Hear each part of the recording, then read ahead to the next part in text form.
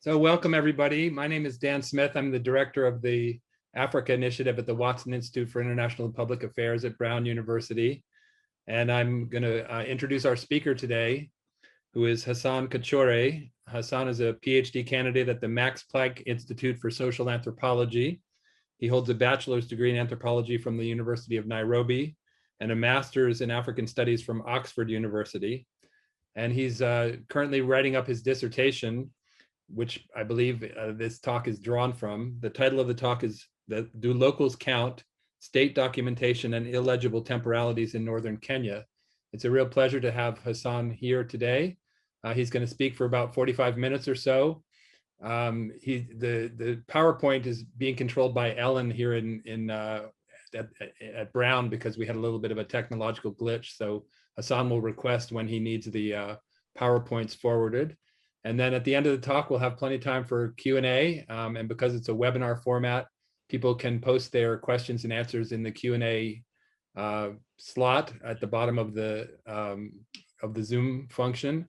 And we'll hopefully have some lively questions, comments, and conversation at the end. So Hassan, welcome, and thank you for being with us today. And the floor is yours. Thank you very much, Dan, for hosting me. And earlier as well, who I'm sure is on the audience, for inviting me to give this talk today.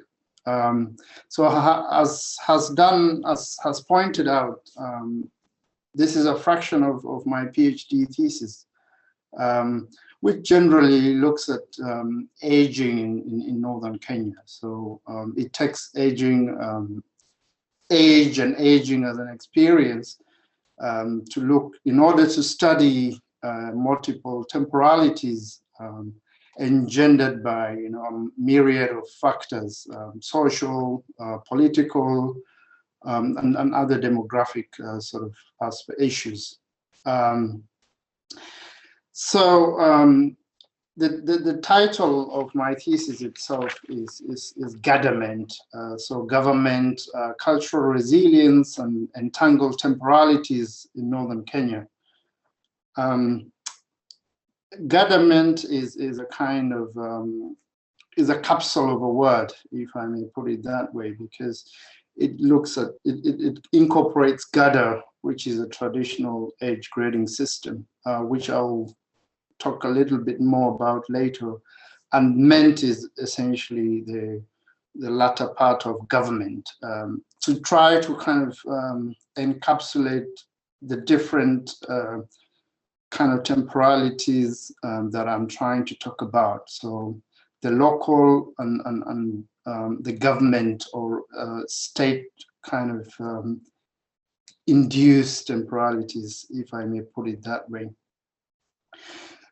So the question of today's talk, do the locals count, is essentially supposed to be a provocative one, in the sense that, I mean, do the locals actually have the capability to count numerically?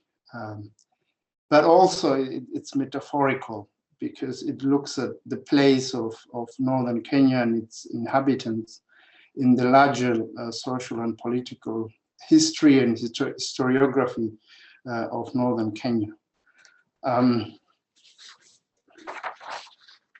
So I'll start this talk with a vignette from a village in northern Kenya, where I did my PhD fieldwork quite a while ago now, 2017, 2018. So when I arrived at this particular village, where I was a constant visitor, one evening, I found B, my interlocutor, whose name I would not like to reveal at this point, just sitting outside the compound, presumably winding down the day as she kind of watched the goings on in the vicinity. So there was a stream of people on that particular day going through our compound to access the main road that connects, a cluster of houses in one of these villages. So as I approached her and we exchanged the usual niceties, Bor was occasionally distracted by greetings from mostly elderly people going through the village. So I asked her what exactly was going on, because it was a bit of an unusual street. And so she mentioned that it was a group of old men, mainly old men, who are going to receive their bi-monthly cash transfer, which is basically a cash transfer for the elderly by the Kenyan government, but also supported by other local and international NGOs. I wasn't prepared for what would follow next, because I posed a rather innocent question to B and asked, do you also go to get these cash payments? And it was as if she had anticipated this question, because she immediately launched into a kind of a grievance on why she was told that she doesn't qualify. Apparently because she had not reached the eligibility age of 70 years. Something that she was resentful about anyway, because she says that her sister, who is younger than her, actually receives the money, even though, of course, she's younger than her. But apparently, she was older in terms of her ID card. So in the eyes of the government, she had reached the 70-year-old, while B, who is the older of the siblings, did not qualify. And so I was left with some uncomfortable questions, because Bor asked me why her younger sister qualified and she didn't. So I said, I don't know, but presumably it's because maybe on paper she's not eligible. So she presented me with her ID card, which read that she was born in 1952.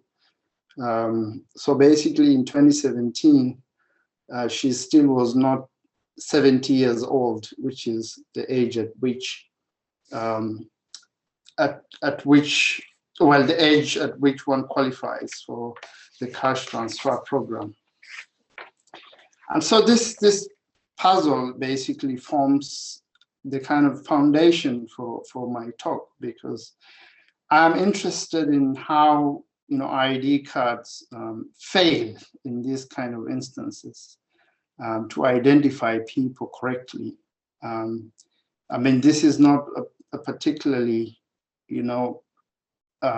idiosyncratic sort of situation with northern Kenya. I mean, ID cards can fail anywhere because of different kind of technical challenges, like we had with our slides today.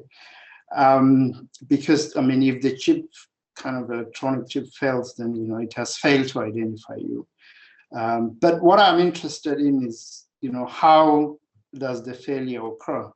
And this talk basically locates this question of how ID cards fail in the context in which I've just described. What are the kind of the historical and political processes that lead to this kind of failure? And so I will try to kind of take you through the colonial epoch and how some of these errors were reproduced because of the nature of the state in these peripheral areas. So the kind of literature that I draw on here are two main strands. So the kind of legibility school that is mainly based on the work of James Scott, who says that the idea of the state is to make people legible And for example, the creation of surnames and databases about other biographical kind of details is essentially to be able to identify people and their addresses and so on and so forth, which essentially makes them visible to the state for surveillance reasons or whatever other reasons. And the second kind of strand that I pull in this particular framing is the subjectivity kind of school, where the main or the foundational kind of text here is Foucauldian in a sense, where the argument is basically that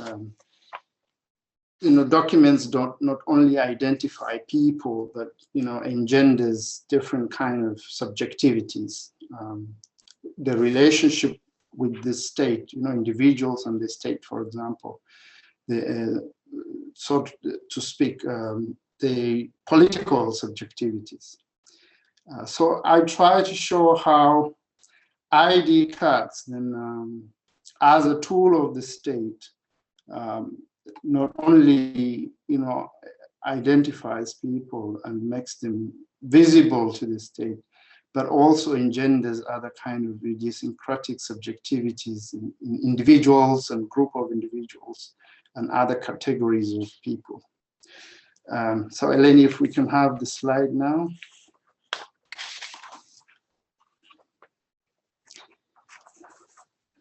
So this quote is from an article, a recent article by a friend of mine, where it says that the reason,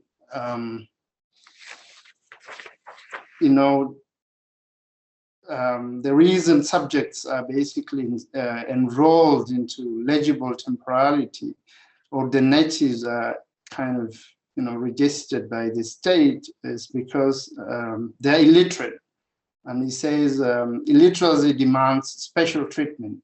So the native, cannot read or write, and lacks a physical address. And sometimes, the local naming customs also confuses basically the kind of normative assumptions of age and names according to the state, as it were. So that's probably one of the fundamental reasons registration was undertaken, is to make the native visible at all times to the omnipotent or omnipresent rather state. And so that's why so if we can go to the next slide again. You have also this kind of bias in northern Kenya, where populations were always suspected of kind of illegal dealings. So essentially, incorporating them into kind of a legible temporality also ensured that they fall in line with the legality of the state. So this quote is, for example, by one district commissioner handing over to the other, who passed on this piece of wisdom, saying that in northern Kenya, or the Northern Frontier District, everything is illegal unless it is specifically authorized in writing. So you can see where I'm going with this, that this is a temporal kind of society that needs to be recruited into a legible temporality, basically, through documentation and writing. And this is kind of reflected in the official discourse at the time. So the next slide, please. The Northern Frontier Districts is a landmass of like almost half of the Kenyan state for kind of orientation, cartographic orientation. So you're dealing with a lot of landmass, but also quite sparsely populated.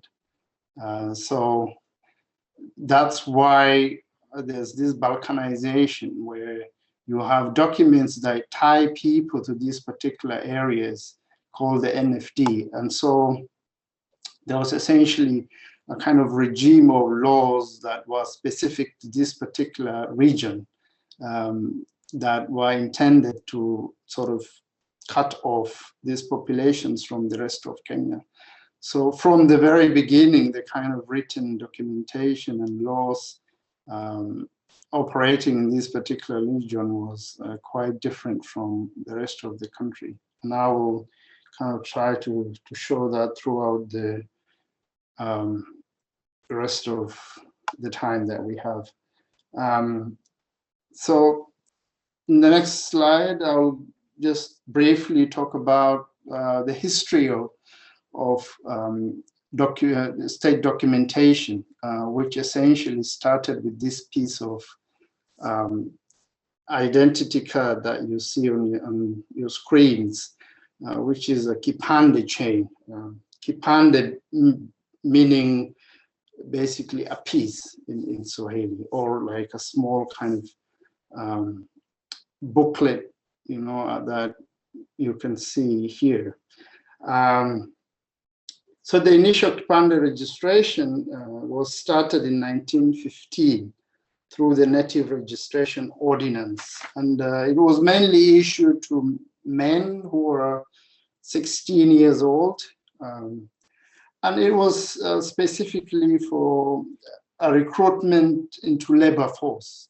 So any, you know, young man who is 18 years old is considered to be able-bodied and can work. So was issued with this identification called kipande.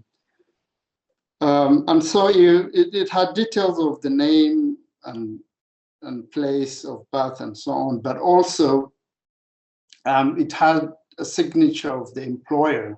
So whenever somebody is employed, then, you know, the employer signs and indicates the amount of money that the person earns and so on and so forth.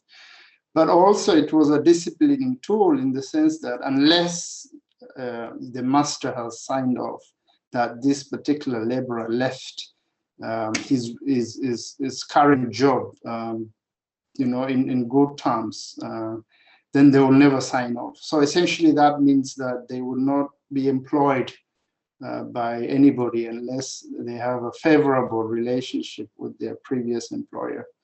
And so kipande was much loved in the Kenyan historiography. It's kind of replete with, you know, all sorts of grievances about kipande, which also had a chain, by the way, that people used to hang around their necks.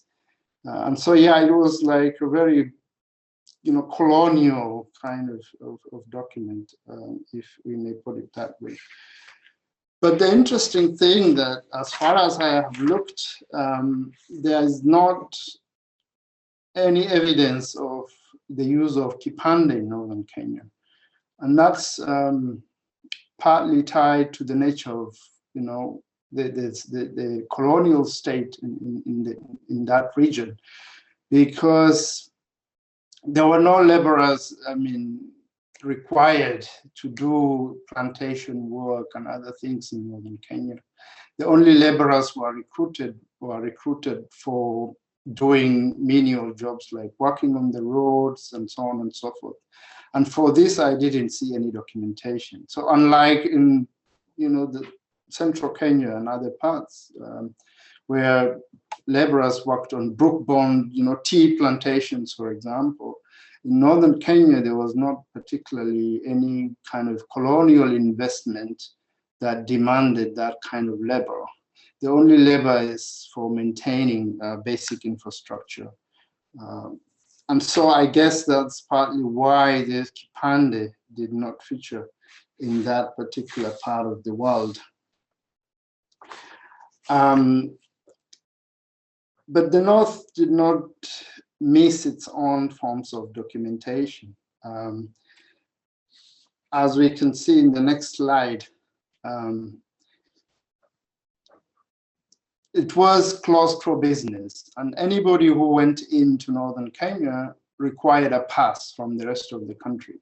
So if you're coming in or going out, you always needed documentation. You had to go to the local chief, the district commissioner, you know, to authorize your visit, based on, of course, your own presentation of the intentions of visiting that place. So while us, we didn't have, or in northern Kenya didn't have kipande or that kind of, you know, intense personal documentation, there was a kind of regional requirement for people to have these papers whenever they went in and out.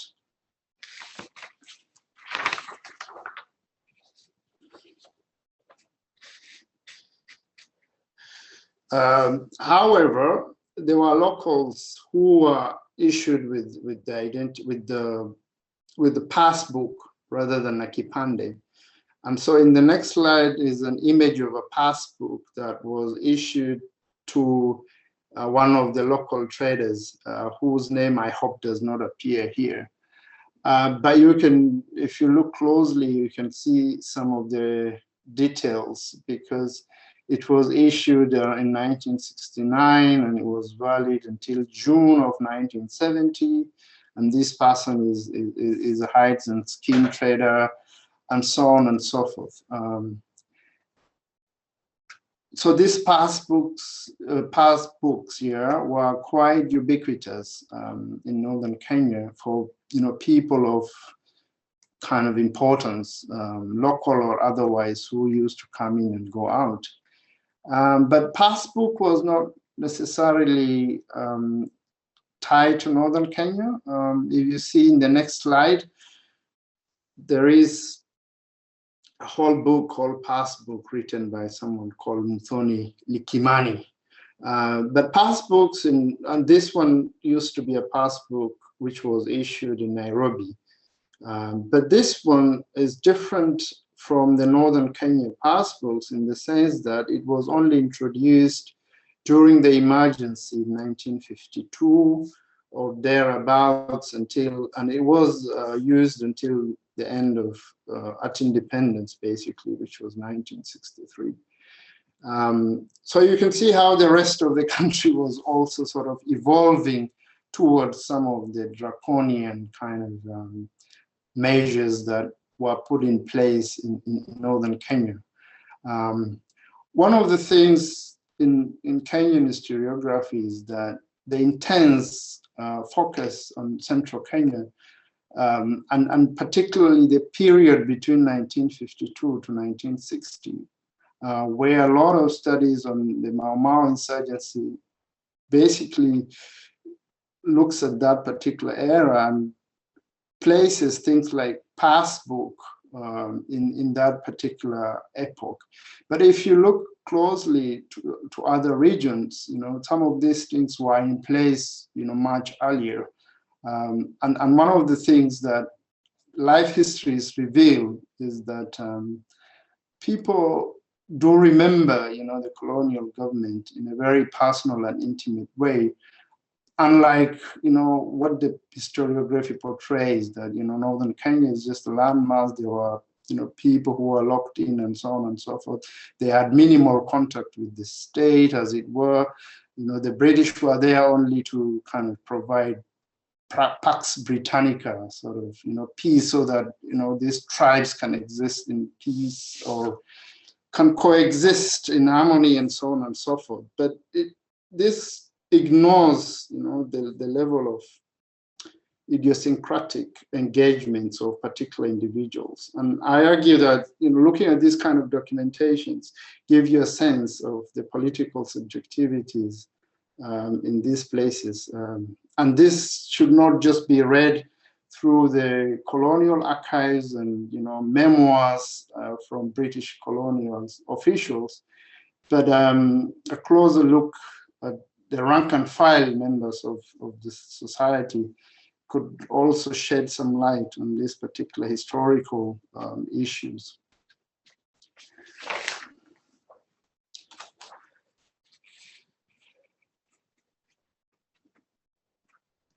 So if we move to the next slide.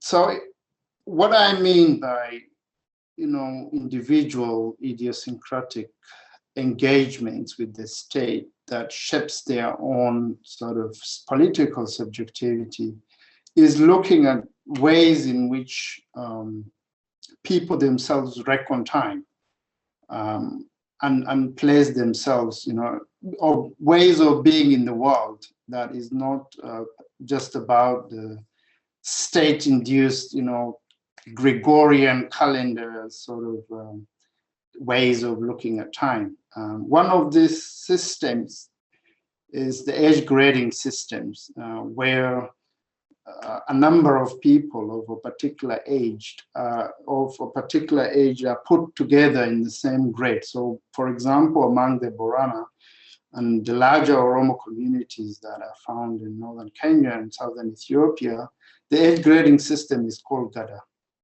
So Gada essentially puts all members of the society, particularly male members of the society, who are within, 1 to 8 years and variables of that. So 1 to 8 years, for example, is called Dabale, that's the childhood. The next one, 8 to 16, is the adolescence. 16 to 24 is junior warriorhood, and so on and so forth. I like to share this image because a lot of people who study Gada don't necessarily like it because it presses a lot of information into one slide. But I think it's a good one because usually it depends on the kind of question that you have and approach this particular image with it rather than just looking at it, hoping to decipher something. So in this case, so if you look at the outer sort of ring, then it kind of shows you the particular age grades. And so essentially time is kind of sliced into 8-year periods, if you like. And I've had Varane explain to outsiders that every 8 years, is like a term of a president. And so the president is the name of the Abagada of that particular age grade. I can go into more details if people want to talk about it more. But Gada essentially is a very strong system of time reckoning that has stood the test of time, if I may put it that way. Hence my title, cultural resilience. So what I'm going to do in the next few minutes is to show you how the state documentation kind of intersects with this traditional understanding of time. So particularly people's age. So people understand their age through, especially the elderly, the demographic that I'm interested in, who have not, gone to school. They are sort of illiterate in the Western sense of the term, but of course they have their own ways of reading. But the argument then is that when state documentations come in and superimposes itself on such a system, it kind of glosses over some of these issues. And the problem with that is you end up with a predicament like the one that I described in the opening vignette, where people are not as old as they supposedly are on the ID card. And this is a direct result of the state superimposing itself on this kind of system without necessarily taking it into account.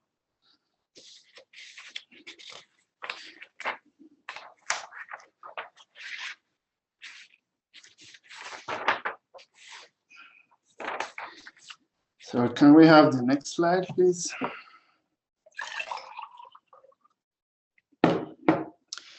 So this is the Gada chronology. So what has happened here is that Gada has basically been converted into the Gregorian calendar. So you have the particular periods listed on the right-hand side, and the names of the particular presidents of Abba Gada, as it were, on the left-hand side. So it has been extrapolated to include almost 200 years or thereabouts. But the period I'm interested in is in the next slide.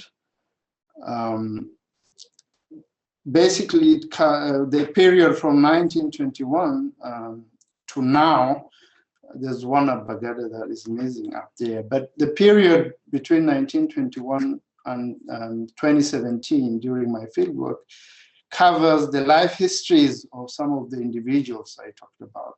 So, for example, when I asked one of my interlocutors, Wiyoma Licha Roba, I mean, I say some of the names of the elderly people as a tribute to them, but also after I explained what I was up to, they were happy that I do not anonymize them, otherwise people would not know their wisdom. But also they were just happy to share their own biographies, as it were. So when I asked Mr. Roba how old he was, he said he is Dambal Arero, which is one of the age grades that I previously tried to show. But also what that means is that he says he was born in the Gada of Arero Gedo. So from, if you look at the next, no, sorry, not this next slide, but if you look at the left-hand side, you can see the last name on that is Arero Gedo. So essentially, this person was born between 1921 and 1929. But he will not tell you the details I'm telling you about 1921 and 1929. He will leave it at that. So he will tell you is that he was born in the Gada of Arero Gedo. But if you probe further, then you might be able to get, like, you can ask how many years, for example, into the Gada of Arero Gedo. So if he tells you, for example, that it was 3 years into that particular Gada, then you will know it's 1924 straight away. So and there are a lot of examples where people give you these dates, as it were, with precision. So it's not like people didn't know or they were illiterate, as you know, we saw the quote from the district commissioner in the opening stages of this talk, that people didn't actually know, and you know, illiteracy demands special treatment. It can never be, there's never been, you know, a more misguided talk. And it's unfortunate that this is the kind of discourse. This is basically how people are assigned random ages. And in the records, it says that some of the dates are NPR, so ages of people are not properly recorded. That's what they capture, but actually they go on to ascribe, you know, an approximate. They just look at people and say, okay, this one is maybe 15, 20 years, and so on and so forth. Which was fine. It worked as an identification tool. It worked.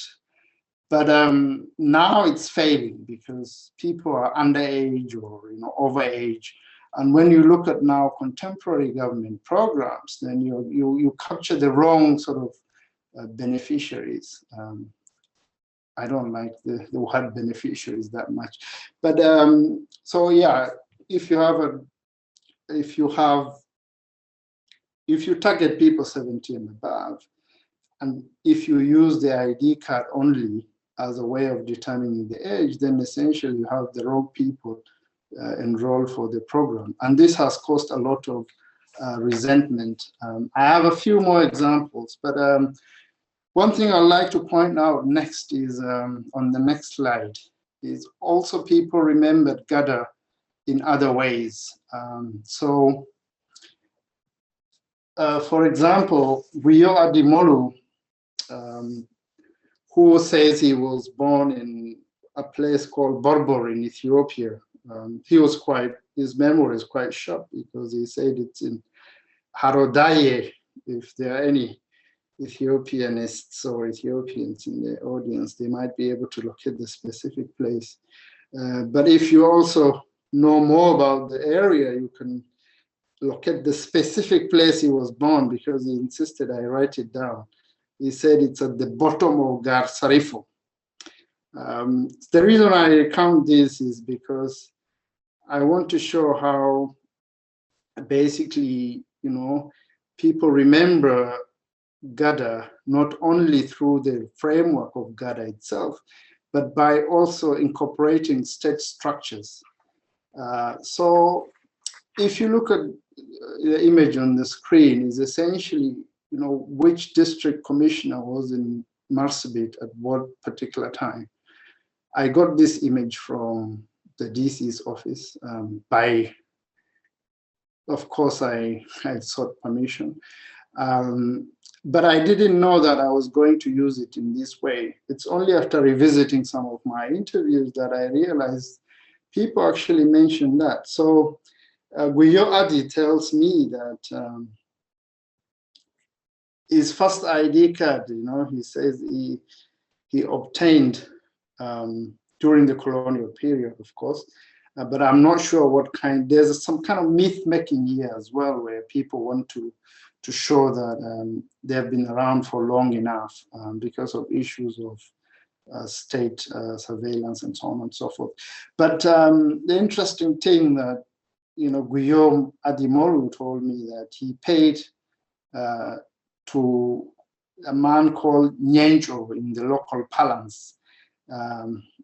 He paid Nyenjo 6 years of tax. So before Nyenjo left, basically, for 6 years, this person was in Marsabit. What that means, if Nyenjo, when I kind of looked through colonial memoirs and archival documents, is someone called Mr. Wild. So Nyenjo is also kind of related to Wild in the sense that, it's a lion and kind of, so the name itself is quite telling in that sense. But Mr. Wild was a district commissioner in Marsabit between 1951 and 1959, if you look closely. You might not be able to see that quite easily, but there's W.A. Wild somewhere between 1951 and 1959. And so when this person says he paid tax to this DEC for 6 years before he left, then you can do your maths quite easily. So 1959 minus 6 is 1953. So essentially that's when this person came to Marsabit from Ethiopia. So you can see it's 1956. And of course he knows also the Gada in which he was born. But then the thing is, if you look at his ID card, it's completely different. It has a different age if you calculate, and the range of errors sometimes is like 4, 5, 6 years, sometimes 10 years. And so essentially in the current context, what it means then is that there's a production of underage elders in government record. So you have all these statistics saying there are people over 70 years old in the census in Marsabit at a particular age. But I mean, you can see the discrepancies, and so the reliability of this kind of data is all thrown into question, if you like. So essentially, the government is targeting the wrong demographic for the wrong programs. That's my argument. But apart from that, if we go to the next slide, there's also the gender aspect, where women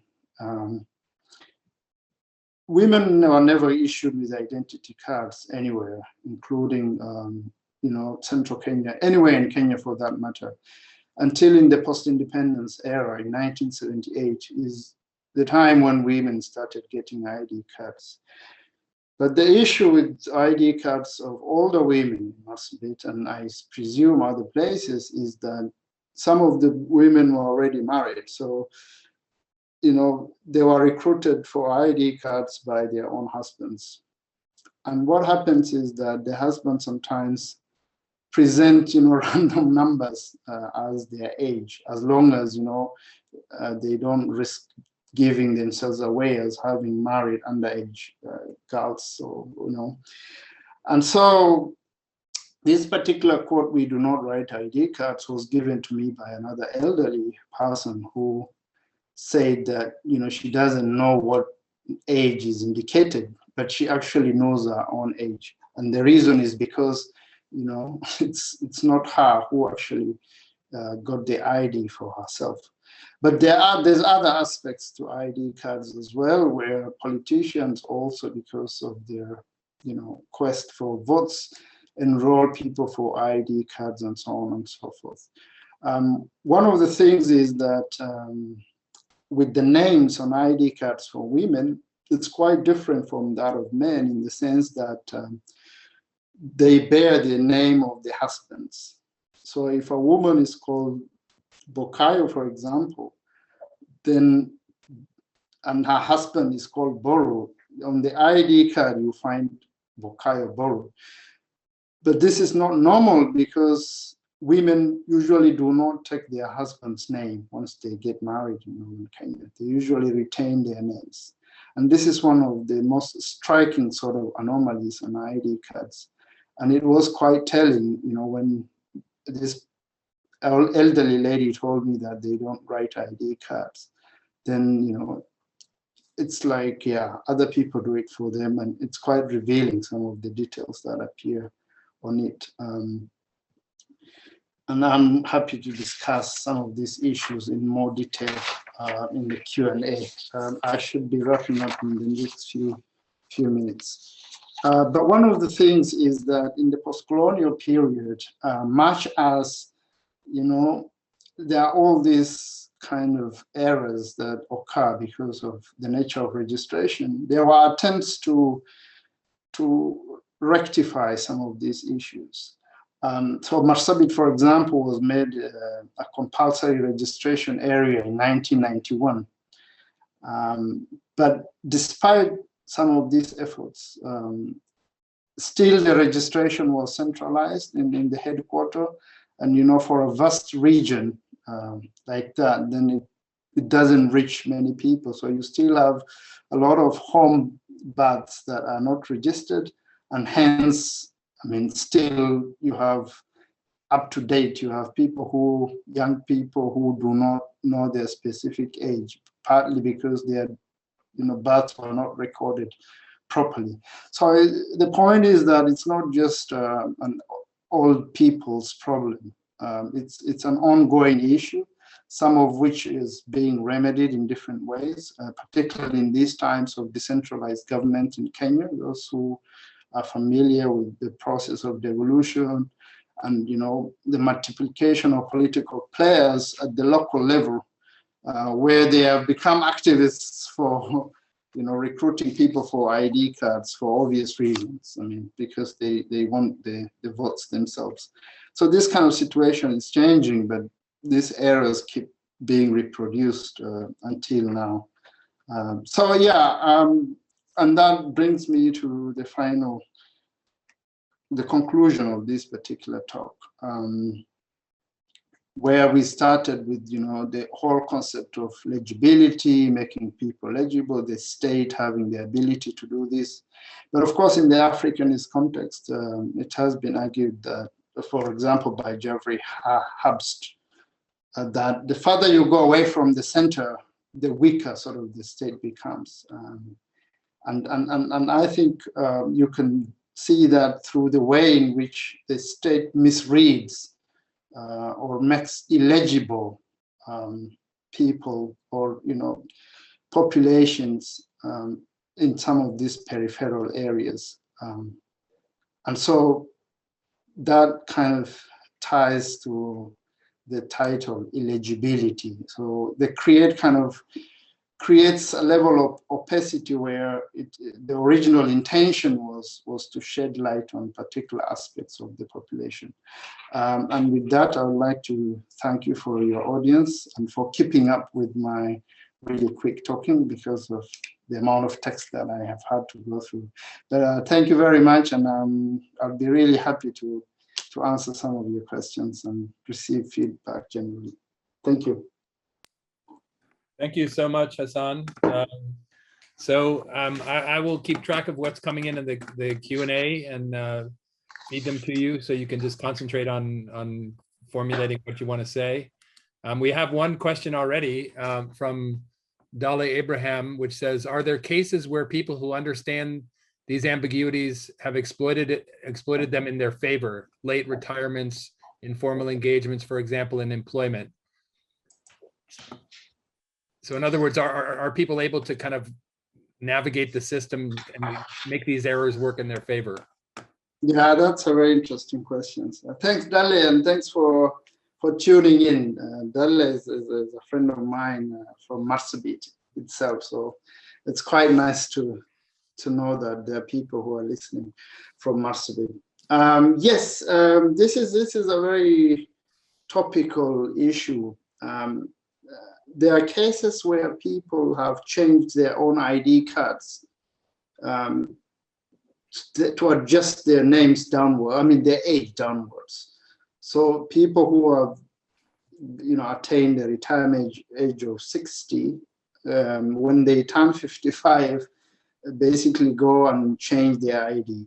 And this is a manipulation of the system that is made possible partly by the fact that the registration was not, the system was not foolproof in the sense that, there was fingerprinting and all that, but there's not like biometrical information that is stored. And so this kind of issue, manipulation is widespread. Although these days now, because we have, Huduma number, which is essentially one document that centralizes all the identifications that are attributable to one person. So the end, like insurance, driving license, national ID are all put in one place, but it's also digitized.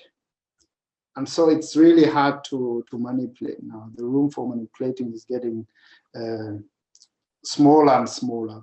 And there are issues about this in refugee camps, particularly in Dadaab, where a lot of Somalis were recruited as refugees in the camps, but they actually said that they are not refugees, they are Kenyan citizens who were recruited wrongly or enrolled in the refugee sort of list wrongly. And so that presents a whole lot of problems, and it's a very pertinent issue.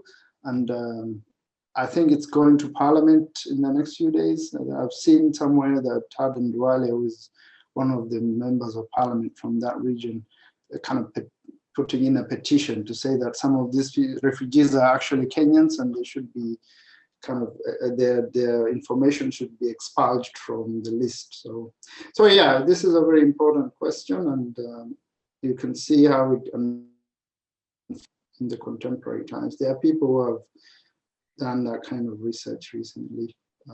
So yeah, thanks, Dali. So Alia has a series of questions. I'll read her post. Dear brother friend Hassan, thank you for this excellent presentation. I cannot wait to read the full dissertation and the book. A few questions to get us started. One, are there ways that elderly Kenyans are making themselves count amidst ideization?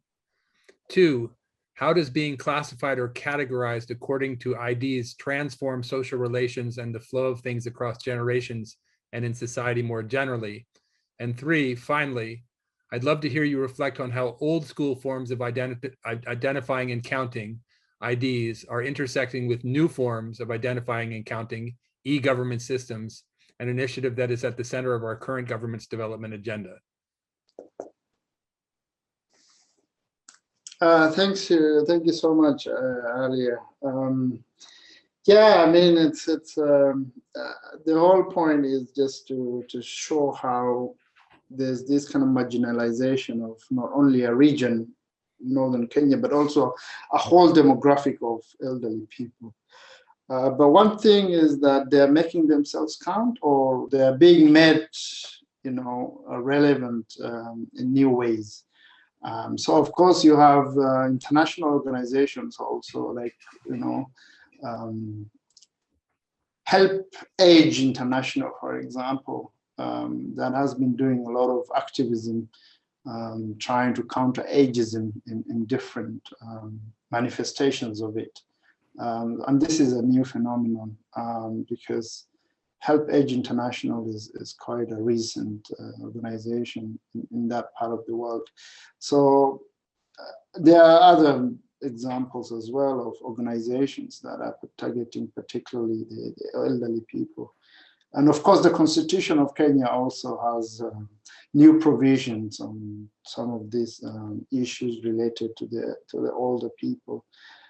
So there, despite the historical kind of marginalization and so on and so forth, there are efforts today that are trying to help to ameliorate some of these things. Social relations across generation.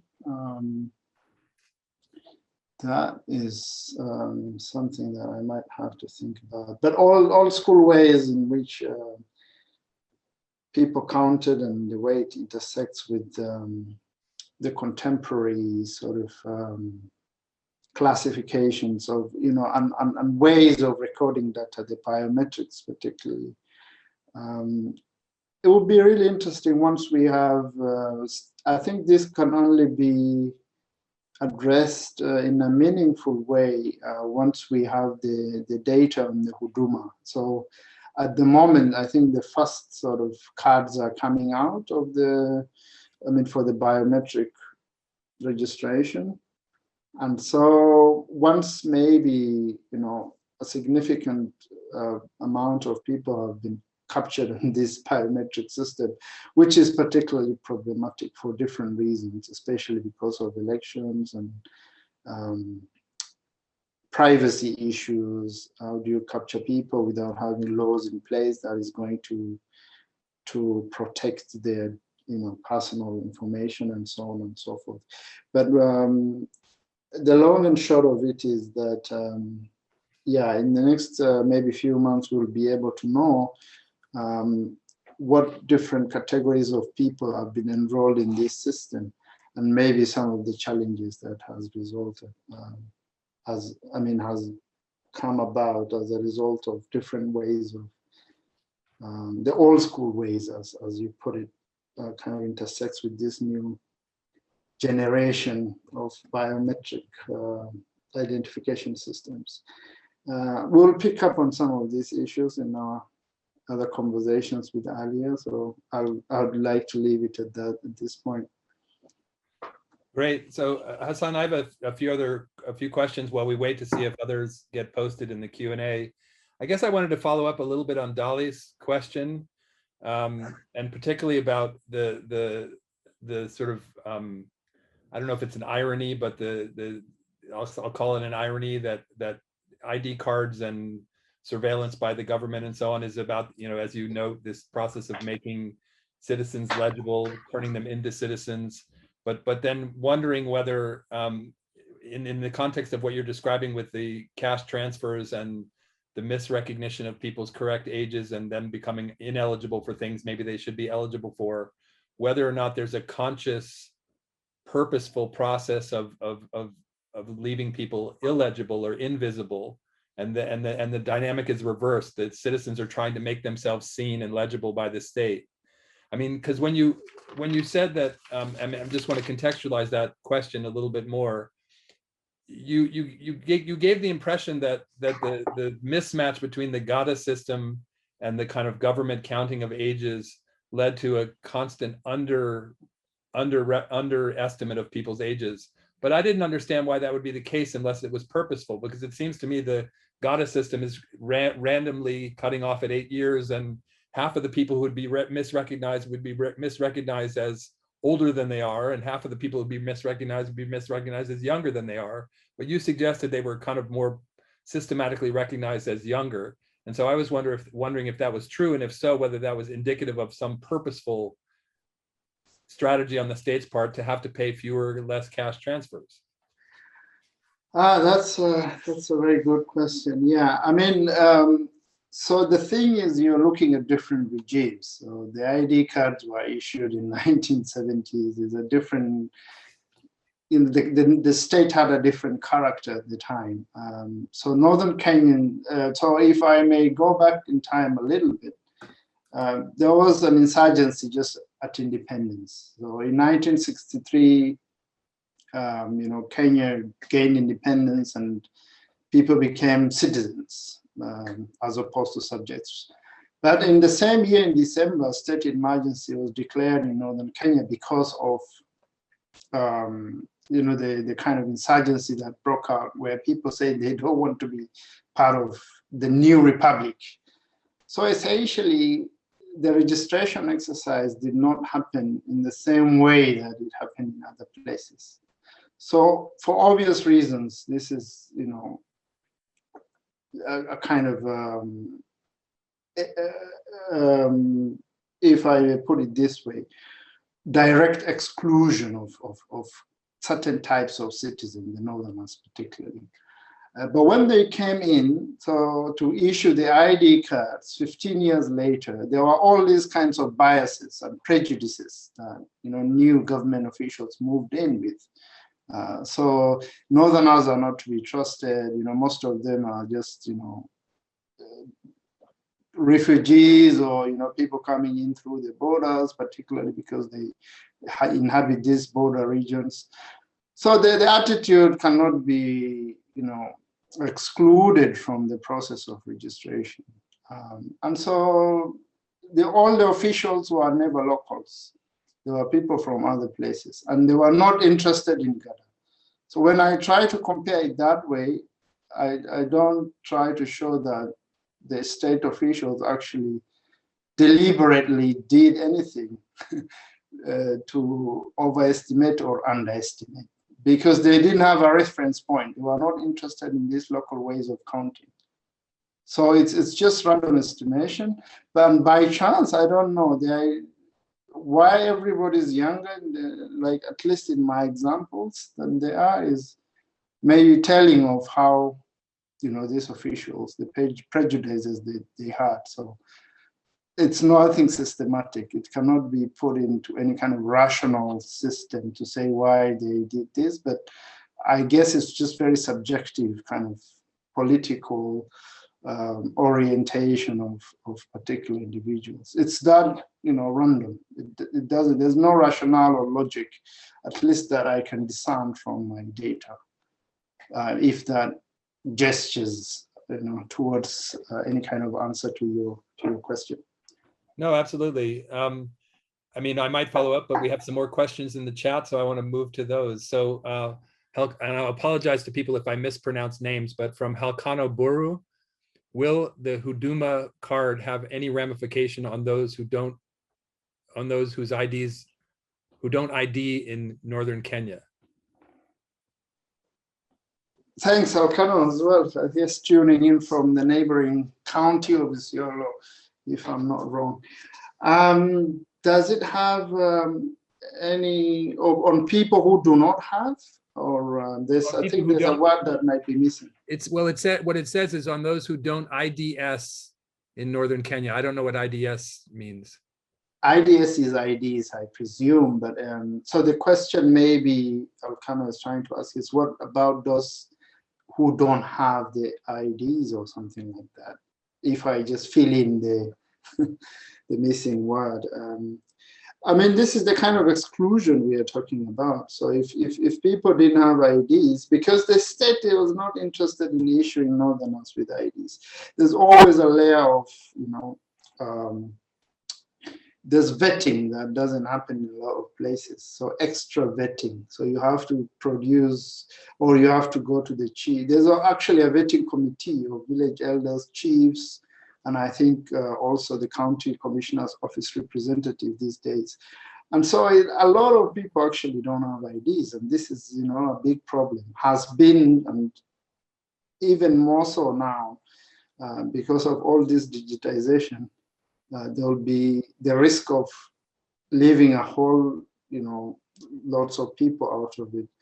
And so, yeah, I mean, I'm sure the Huduma number is only issued to people who already have IDs. Those who don't have will still face another kind of round of exclusion. And this is the whole point, it's exclusion and inclusion of people into these kind of legible systems, temporalities. But I mean, it has other ramifications as well of denying people services and so on and so forth.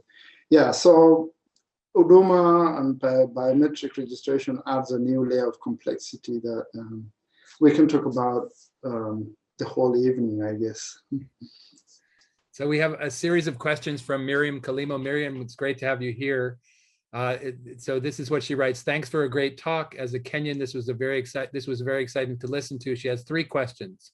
The first is, I've noticed a lot of older people, for a lot of older people, the date of birth is listed as 0101XXX, my grandmother included. Any thought about using this date? What do your interlocutors say about this form of dates? Then the second question is, how do your interlocutors think about Huduma number?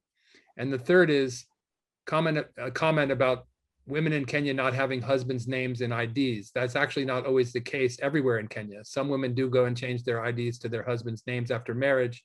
Usually if women do get IDs before marriage, that's when they have their maiden names, but some choose to change after marriage, unless I got you wrong, or were you referring specifically to Marasabat?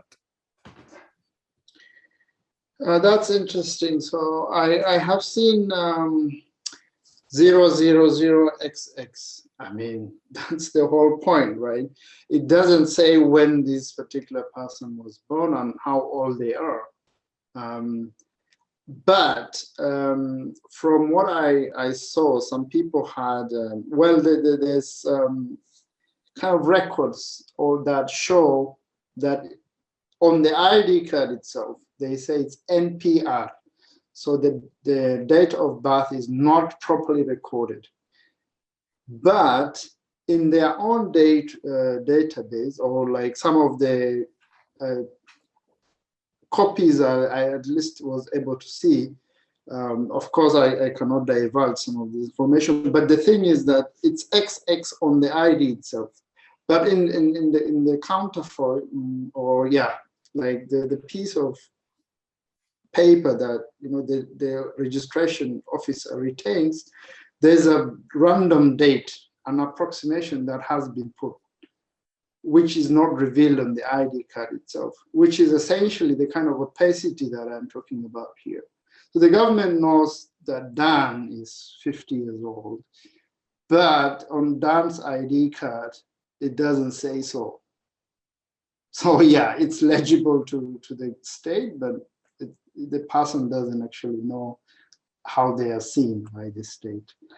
And in terms of women, yeah, of course. I mean, this is a very, I think it's Muslim sort of practice that women keep. I mean, they say that Muslim women are kind of oppressed by the patriarchy and so on, which is totally true in a lot of contexts. But also the kind of freedoms that people have with small things, I mean, quote unquote, like keeping their own names and so on. Like, I mean, my wife doesn't change her ID card, to read Maimuna Hassan Kochore. No, they keep their identities. And this is a very quintessentially sort of Muslim practice, but also, at least in my experience, among Kushites. So in other parts of Kenya, it's totally, yeah, I mean, acceptable that women change their names at marriage, including on their own marriage certificates. I even know a friend of mine who had to change, her names on the publications that she does. And it's kind of confusing because you have publications from previous years that said you particular, had a different surname. And then now that you're married, then you're publishing under a new name, and that kind of creates a bit of confusion in that sense. But yeah, I mean, it's not, I'm not by any chance trying to say that this is, I mean, the whole of Kenya. But for Huduma number among the elderly, I don't know their reaction generally, because the recruitment of different kind, this, you know, ID card has never been so important in the way it's ubiquitous on a daily basis. Because on one hand, you know, there are all this registration for this kind of cash transfer programs, either for the elderly or for, you know, drought and famine programs. And then, of course, you have elections now. Kenya's, you know, going, you know, into another election in the next year. And so there's a whole lot of registration of voters and, you know, this Huduma number going on. And so there's a lot of confusion. People actually sometimes don't know what they are being recruited into, because the elderly cannot differentiate voter registration from Huduma number, or sometimes even the cash transfer program. So, and I guess there's been minimal efforts from the government in terms of civic education around these things.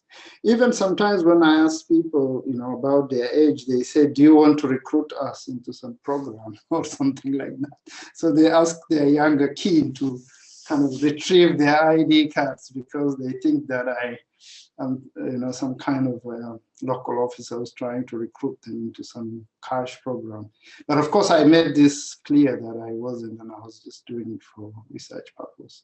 But it just tells you, like, the kind of different settings in which ID cards have become important. And now, I don't think 80, 70-year-olds sometimes differentiate between these things. They just say, it's just what the government wants, and they produce it whenever it's required. That's partly why they call it the government age, and not their own age. So they say, do you want my government age? Then they check out their ID card. So yeah, I mean, I don't know whether, I mean, people, older people especially, have any, I don't know. I mean, I don't want to exclude them, but at least in my experience, they don't seem to differentiate between Huduma number from all these other kind of recruitment programs.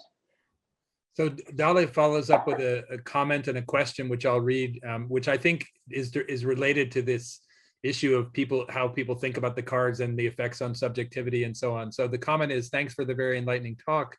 We see an emergence of practices like ID cards often being discarded at the grave when the bearer dies. The state requires that it be surrendered. At the end, the bearers or their surviving relatives conceive of the IDs as a property of their departed person. It's interesting dynamics how people relate to the ID. Then the question is, do traditional Baranas you spoke of think of IDs as necessary and important, or just an unavoidable government nuisance?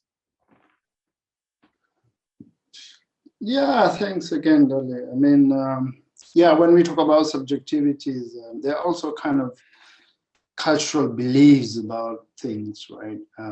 So in Marsabit, among the Boran and many other groups, so if somebody dies, they usually say, you know, they have to be forgotten. I mean, they pull down pictures from walls of Kante, like having any sort of memories of the departed. So they kind of remove any semblance of this person from the public view. And so there's a kind of a direct editing out of people from, you know, even albums. Sometimes when you go to people's places, I mean, we have a culture where you used to turn up at somebody's house, and as you wait for the tea, you know, as a guest, they give you the family album. I don't know whether it happens in other parts of the world, but it's like just something to read or to look at as you wait for whatever you're waiting for, tea or mostly tea. But you kind of see sometimes when you go through them, people even cut out images of people who have died. Or just, you know, you see spaces, and these spaces sometimes mean a lot. I mean, you don't ask out of, you know, I mean, you don't want to be a bad guest by poking, your nose into people's affairs by asking why this person was cut out and so on. But it serves the purpose. Like if somebody dies, then you take out their stuff, including these photos I'm talking about. I guess that happens with the ID as well. I'm not sure. I've never heard of people kind of throwing them away or at the grave or something like that. But usually there's this kind of, archiving, if you want to put it that way. But these days, I mean, you don't, because you need the death certificate from the government. So these things are not only useful or are not relevant only for the dead. I mean, you need it to prove that your father died and so on and so forth. There are a lot of cases of inheritance issues, suits of different kinds. And so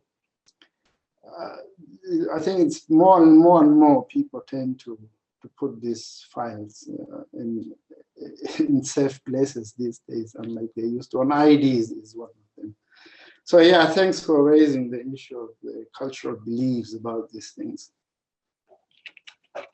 I wanted to ask one more question about the subjectivity angle of your paper, and that is about the focus on. I mean, you're talking about ages, and the thing that you're focusing on in the ID card is ages. So it makes sense that you're addressing the temporality angle on subjectivity. But I'm just wondering if in your project, or just thinking about not just IDs, but also how people navigate the presence of government through documents and other ways in which states make people legible and so on, whether you can think about other dimensions of subjectivity besides temporality. I mean, the one that often is paired with temporality is space, but I'm just wondering whether it's about space or other aspects of other aspects of subjectivity. Are there ways besides the temporal that you ran into in your research that you could say something about?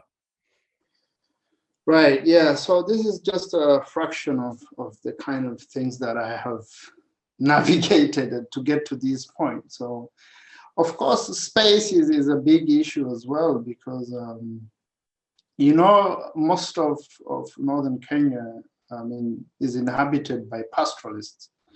So livelihoods are predicated on movement and use of space. So people move to particular, areas during, different seasons, depending on availability of rain, pasture.